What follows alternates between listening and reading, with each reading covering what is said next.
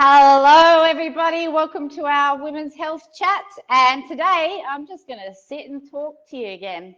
We're going to be talking in February about heart rate zone training for women.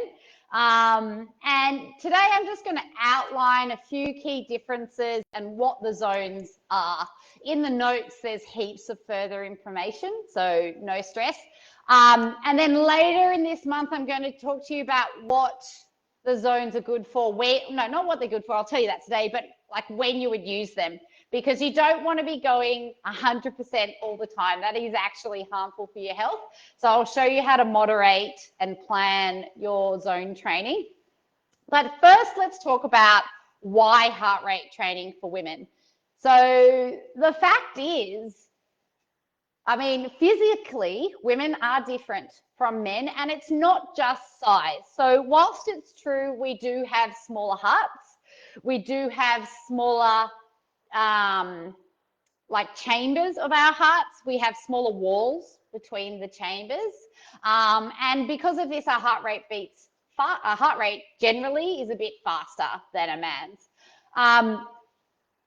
But the differences don't just end with the fact we're smaller, and I think with a lot of training for women, it just assumes that the only difference is we're smaller.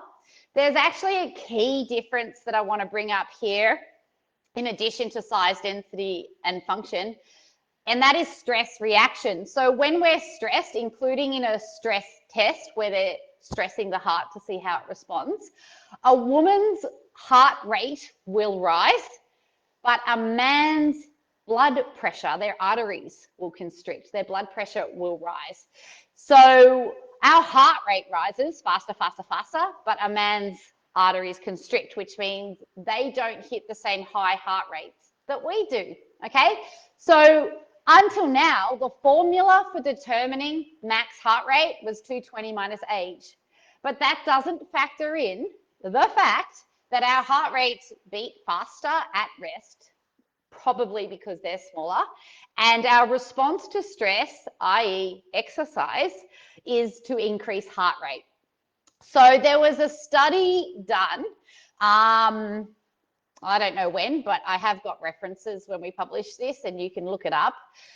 They looked at 25,000 stress tests. That's where they get you on a treadmill or a bike and they see how fast your heart rate goes or where it starts to rise.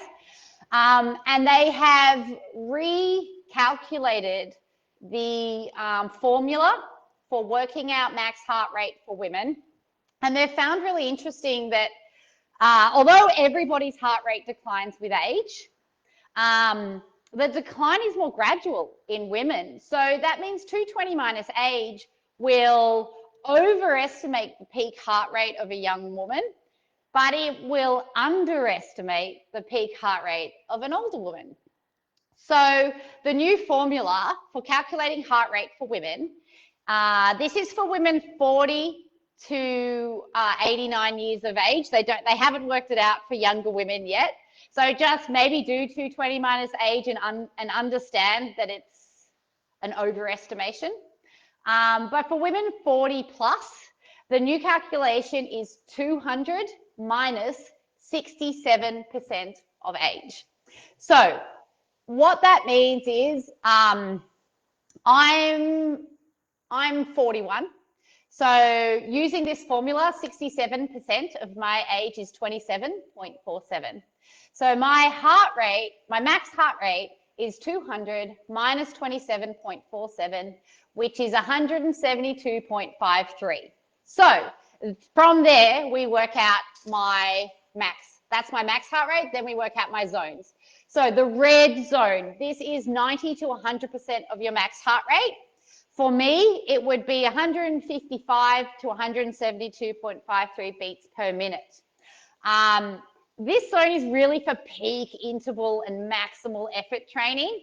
And because it's maximal effort, it's short time. So basically, the higher your heart rate, the lower the interval time should be. And then you might choose to repeat it. But in studies quoted by Michael Mosley in his book, they found peak effort, so hitting 100% or 90 to 100% for 20 seconds 3 times was enough to get a significant cardiac benefit. So that is 1 minute over 3 20-second intervals. The yellow zone for me will be between 138 to 155 beats per minute. That is your 80 to 89%. This state is still high intensity, and for someone who's not in peak condition, it's probably best to only go to 80 to 89% for your interval training at first. A very conditioned athlete will probably be fine in the 80% range for steady state training, which is where you keep like a rhythm and you go for longer periods. But again, so it's not max short time, it's just sub max, so you can go slightly up on your time. So if you're doing 20 seconds of max intervals, you might do a minute, 2 minutes of 80%. My green zone, which is 70 to 79%, is 120 beats per minute to 138. And this zone is probably the most comfortable zone for most of us. It's good for steady state, just like going for a jog, going for a run, swimming. Again, if you're highly conditioned, 70% might be good for recovery.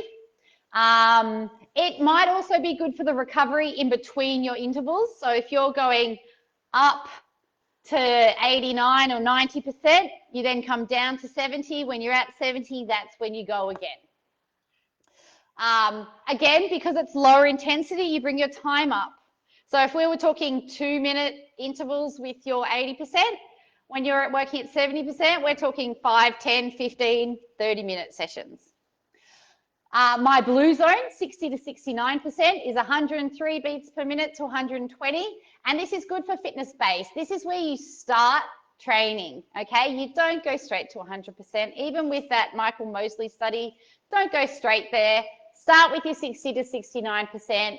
Start with rhythmical, long stuff. So 60 to 69%, you're probably good to go for 45, 60 minutes, 2 hours, whatever. It's walking, it's enjoyment, golf, that sort of thing.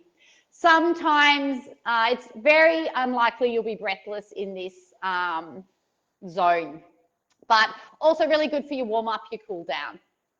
Your gray zone, 50 to 59%. Mine is anything from 86 beats per minute to 103 beats per minute. Again, good warm up, good cool down, good recovery session, good for mental health, exercise, oxygenation of your body, that sort of thing.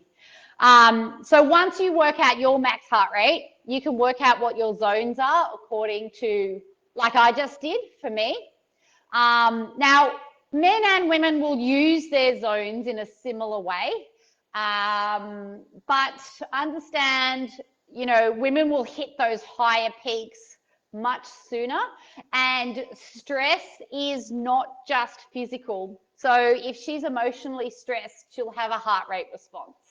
And sometimes adding a stressful activity on top of that, it's not a great idea for women. So you've got to go with the flow a little bit, especially if you're working with heart rate zones. You're going to start to get to know her quite intimately. So work out your heart rate this week, and then I'll show you how to use it. We're going to do menstruation so through the month, the menstrual phase, menstrual cycle, not menstruation. And we're also going to do menopause, postmenopause, what's good for that. All right, I'll talk to you in a week.